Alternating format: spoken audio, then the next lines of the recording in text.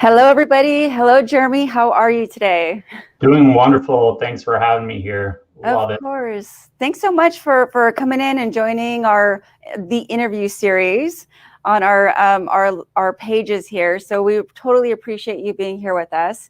We've got lots to talk about. There's a lot of things going on currently in the world, with cybersecurity, and we definitely need to get on and talk to our MSPs, and they need to know what's out there for them.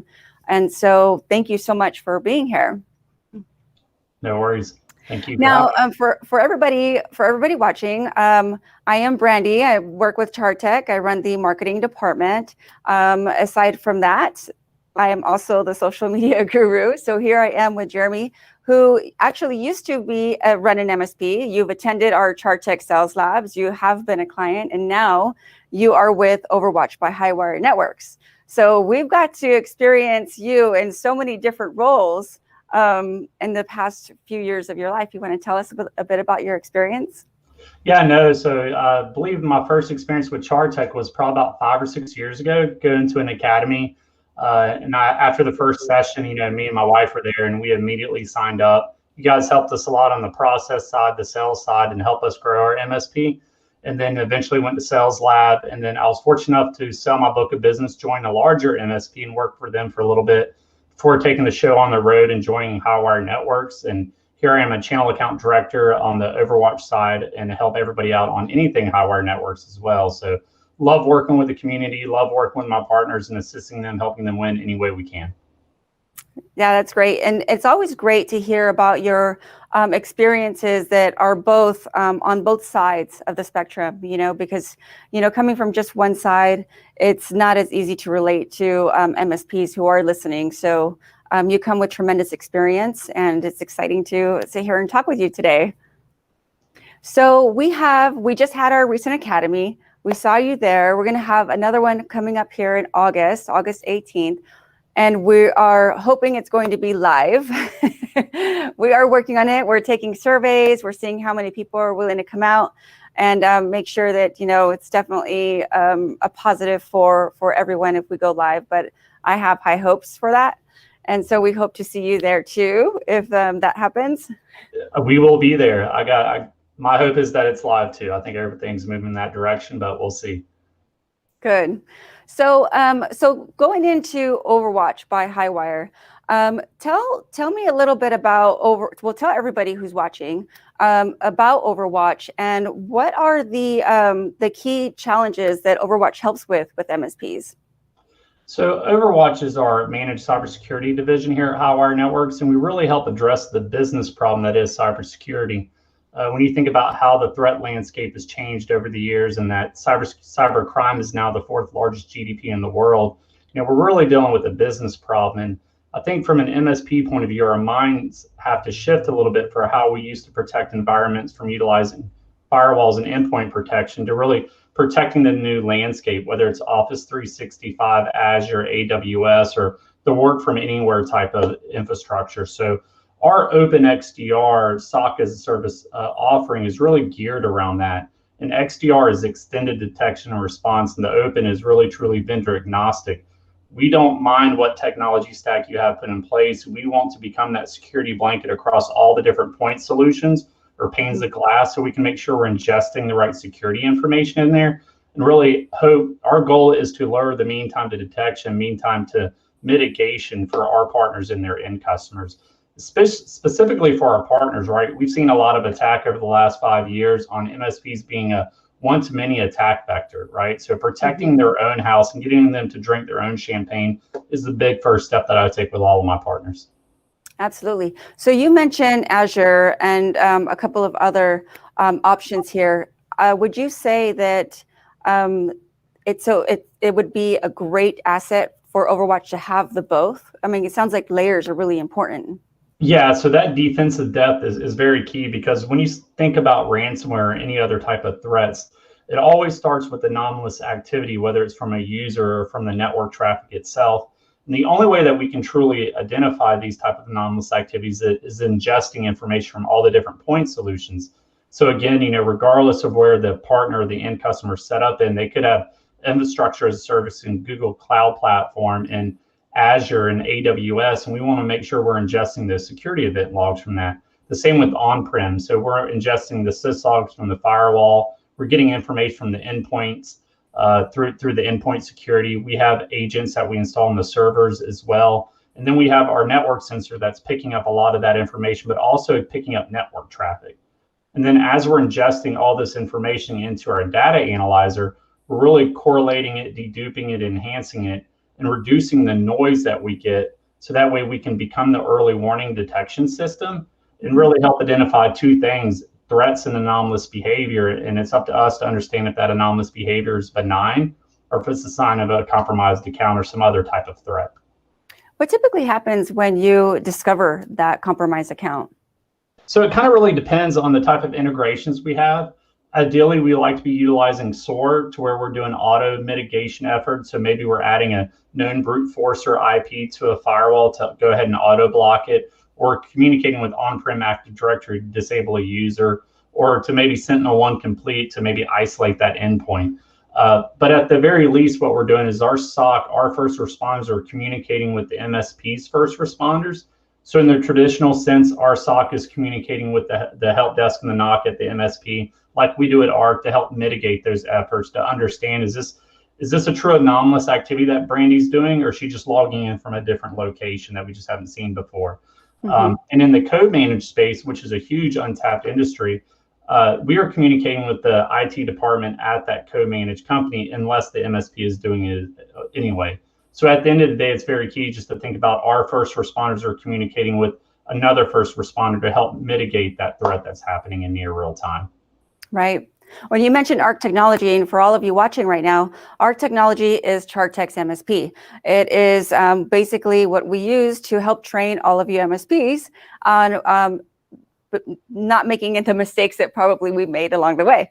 So we do use Overwatch by Highwire, and I mean, from what I know, when I've talked to Sawyer and Travis, they love the service. They believe your communication is top notch.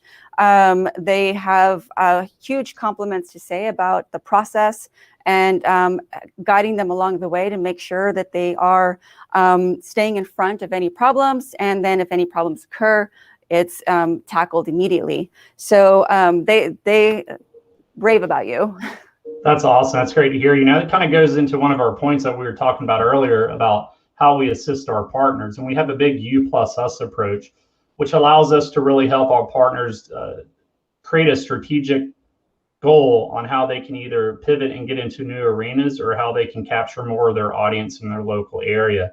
And what we've seen a lot of our partners do is utilize our technology solutions team to help grow and remove the geographical fence they might have. So that way, through our managed field engineer, our managed human capital, if you would, we can help deliver their services, whether it's onboarding in new areas or providing SLAs to an area that they can't reach within a good amount of time. So it's very strategic on how we set up that partnership and how we really assist them in growing, whether it's getting to new MRR heights or whether it's just growing their base in general. Mm-hmm. What other positive is that you are actually channel only, which is really big for MSPs when they are using services and products from vendors like yourself. It is huge, and it's key that you said that it's 100% channel only, not channel friendly. So we do everything with the partner. The only time we talk to the end customers when our partner wants us to. For instance, a lot of my partners that are getting into the co-managed space, we love it. They bring us in. We do code demos to help support the partner, answer any tough questions they might have from an IT director or the CISO at the bigger company. And then so that way we help facilitate them any way that we can.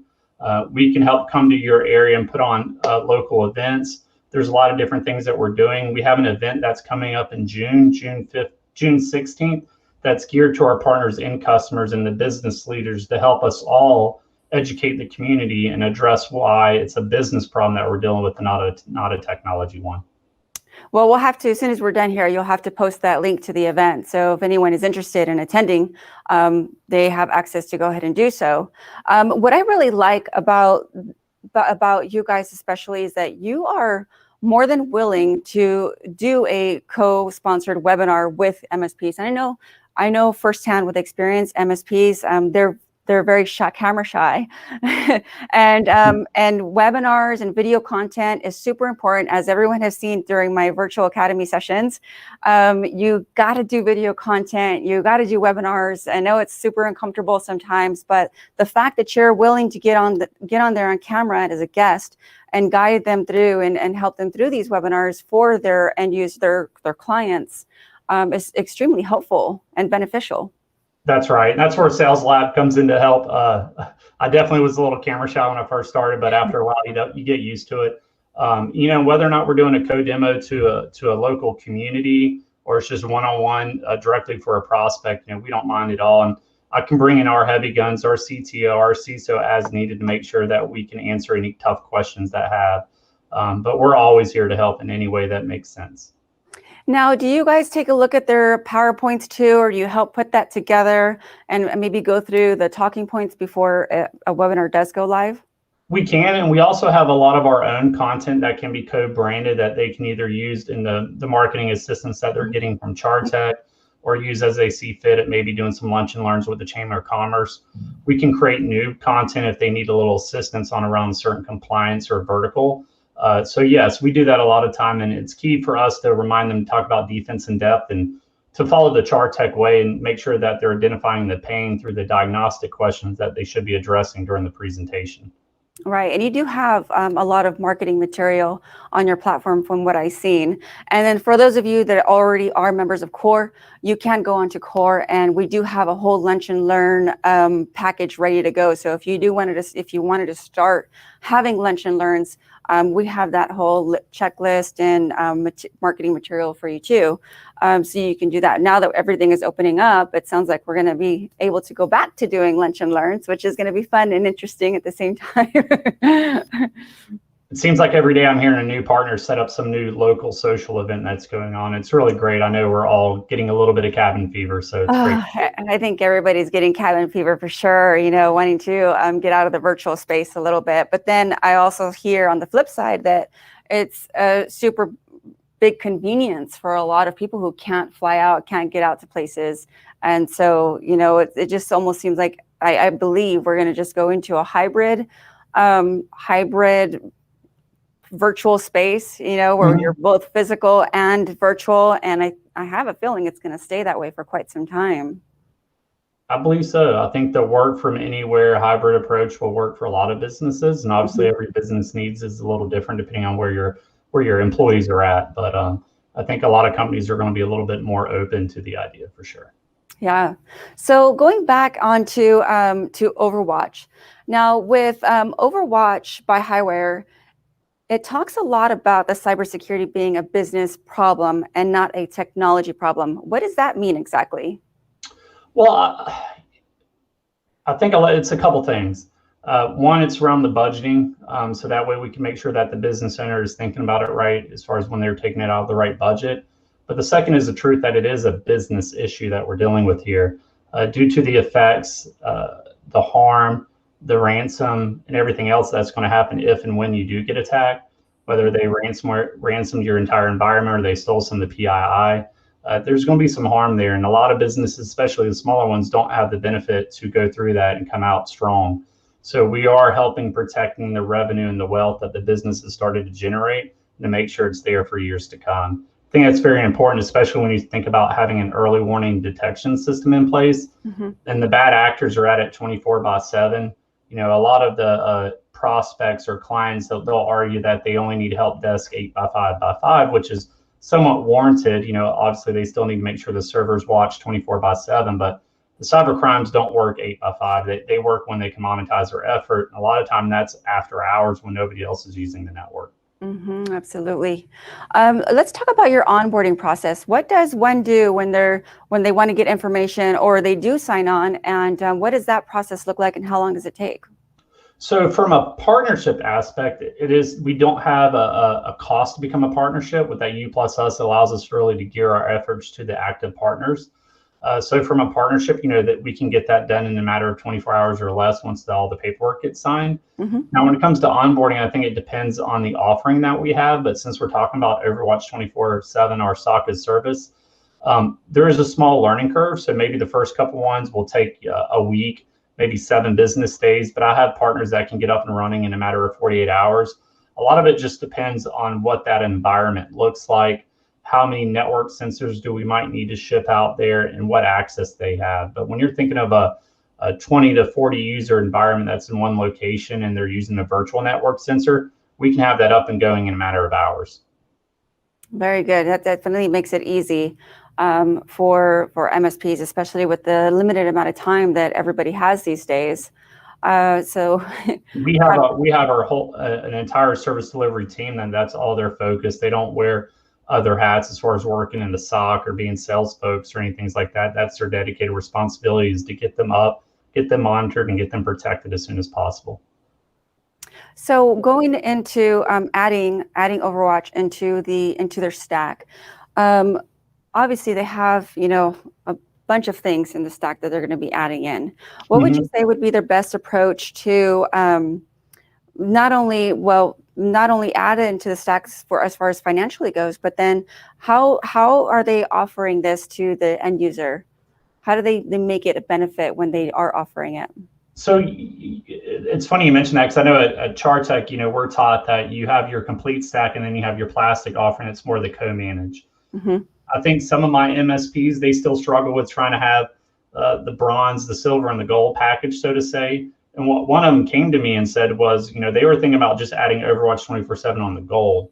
But what they found out is if they add it to their bronze stack, which, we can debate whether or not that's the appropriate thing to do as far as having 3 different stacks, but they add it to the bronze stack, we're going to be able to give them data that they can show to their end customer of why they need to harden their environment in other areas. Maybe it's to upgrade their firewall, to add a better endpoint protection or something of that nature. So we're showing them signs of weakness and how they can get exploited, or actual signs of attack that happen there that we help mitigate. So they took a different approach to it, but I do believe completely in the CharTec way. It should be included in all of your stacks, unless you're doing a co-managed niche approach to where you're selling one of your services into a bigger organization. Then, of course, the approach there is over time you're moving them up your value ladder to get everything going as possible. Right. Well, going into the end of our interview, I have another question for you. Off the top of your head, is there any MSPs that you've worked with in the past that said, "Oh, I don't need this," and then something happened, and then suddenly they're like, "Shoot."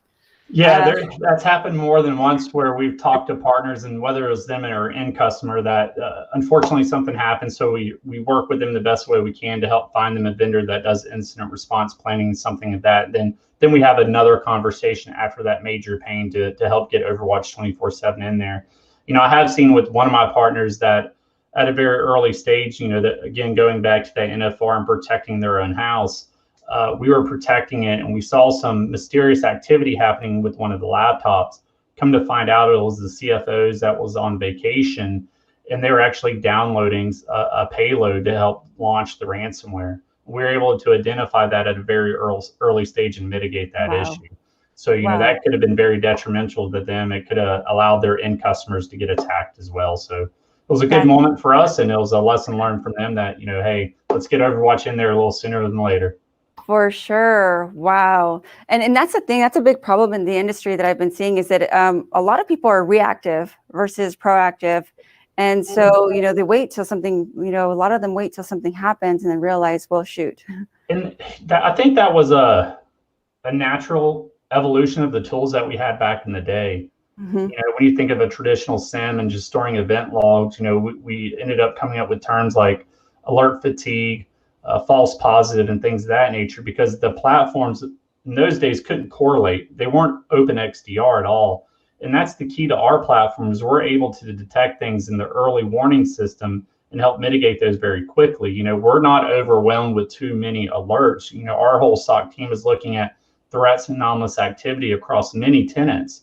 We're able to do that at great scale, so that way we can help deliver good solutions to our partners. So I think it's very key it's a mind shift in understanding where the tools are at. We have over 6 different type of machine learnings that's built into our platform. So we can do a lot of things, especially when you think about the patented technology called Interflow that's built into it too. Right. Well, it all sounds really good, especially when I do talk to Sawyer and Travis at Arc Technology, and they're letting me know how happy they are with your service. So, you know, that's a really big thing that we preach here, is that we want to make sure that we're talking about services that we believe in. And Yep. so, and that's why you're here. So, you know, appreciate your time today. And I just want to remind everybody that's watching that feel free to ask questions on the comments. We will get to your questions as soon as the interview is over. And just because, you know, once it's over, continue to ask questions. You can get tagged, I can get tagged, and we'll be happy to answer them. And then after this, we're going to go ahead and post your link to your upcoming event. I really appreciate it. Thank you so much, guys. Look forward to the questions and look forward to seeing everybody August 18th at the live event in CharTec. All right, everybody. Thank you again. So great to see you. And we will talk to you soon. Thanks, everyone. Thanks, Brandi.